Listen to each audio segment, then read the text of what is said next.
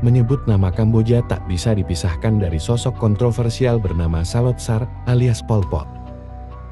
Anak petani kaya ini lahir pada 19 Mei tahun 1925 di kawasan Prexbouw dan meninggal pada 15 April tahun 1998. Karena kaya dia bisa masuk ke sekolah elit di sana, bahkan pernah mendapatkan beasiswa untuk kuliah di Prancis.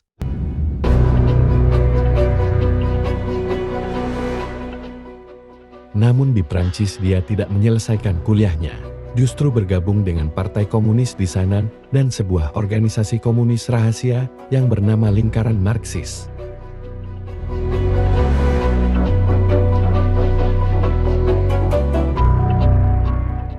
Pulang ke tanah airnya, pada tahun 1953, Pol Pot menjadi guru, sekaligus tetap aktif di Partai Komunis.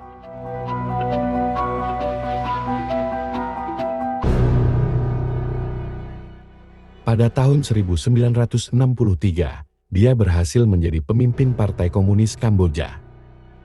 Pada tahun 1968, ia memulai perang melawan pemerintahan Raja Norodom Sihanouk.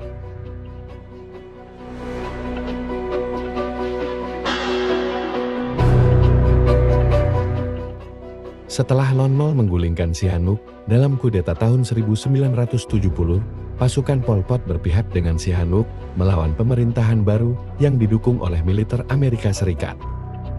Haing Ngor, warga Kamboja yang menuliskan kisah ini dalam buku Neraka Kamboja membeberkan, bermula dari kudeta terhadap Pangeran Norodom Sihanouk yang dilancarkan oleh Pangeran Sisowat Sirik Matak dan Jenderal Lon Nol di bulan Maret tahun 1970.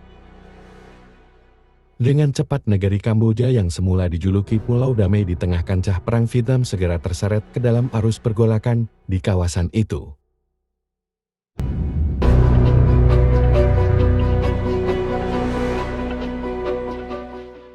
Lima tahun kemudian, tepatnya tanggal 17 April tahun 1975, Phnom Penh jatuh ke tangan gerilyawan komunis Khmer Merah. Sejak itu, warga Kamboja seolah hidup dalam neraka. Pol Pot yang duduk sebagai Perdana Menteri dan Sekjen Partai Komunis mengubah masyarakat Kamboja jadi masyarakat agraris dengan cara dipaksa.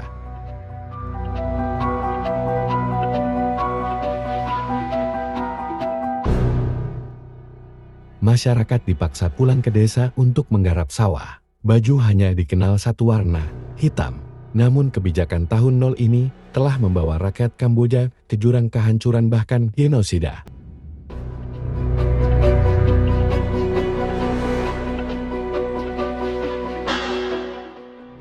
Di tahun nol, semua budaya, tradisi yang tidak sesuai dengan kebijakan paham komunis harus dibuang dan dihancurkan.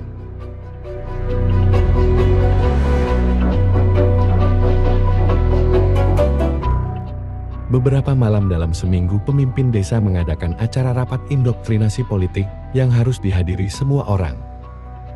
Seperti kebanyakan anggota Khmer Merah, pemimpin itu memakai nama baru untuk menunjukkan bahwa ia memiliki identitas baru yang revolusioner. Ia menamakan dirinya Mao, mungkin meniru Mao Zedong dari Cina itu. Ia orang yang tidak berpendidikan dan selalu memakai seragam Khmer Merah yang biasa. Celana dan baju hitam model piyama, tulis Ngor menggambarkan sosok orang yang memberikan indoktrinasi komunis ke warga desa.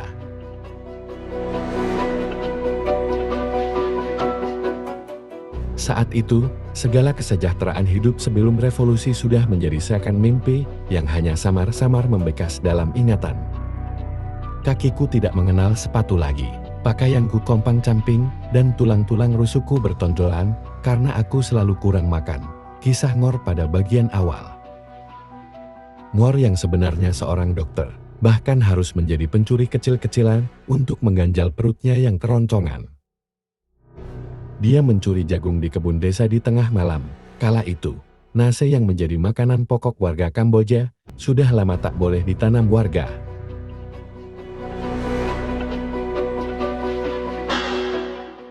Warga tak boleh punya harta pribadi, sawah dan ladang milik penguasa. Khmer Merah telah mengubah berjuta-juta manusia normal yang hidup bahagia menjadi sesuatu yang lebih mirip binatang. ujarnya. Lewat kebijakan Pol Pot, banyak warga yang kekurangan makanan, malnutrisi di mana-mana, layanan rumah sakit tidak ada. Setidaknya 1,2 juta warga Kamboja tewas. Setelah Mermerap tumbang pada tahun 1979, Pol Pot dan pasukannya bergerilya di hutan-hutan Kamboja, sebuah perjalanan yang sudah terbiasa dia lakukan sejak muda sebelum menjadi pimpinan di sana.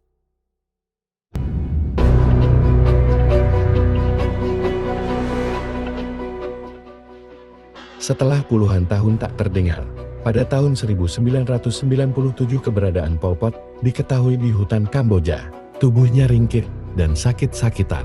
Pengadilan menjatuhkannya hukuman seumur hidup. Banyak pihak meminta dia diekstradisi atas genosida yang dia lakukan. Tapi setahun kemudian, tahun 1998, dia tewas. Beredar kabar dia diracun oleh bekas anak buahnya sendiri. Sebagian menyebut dia bunuh diri.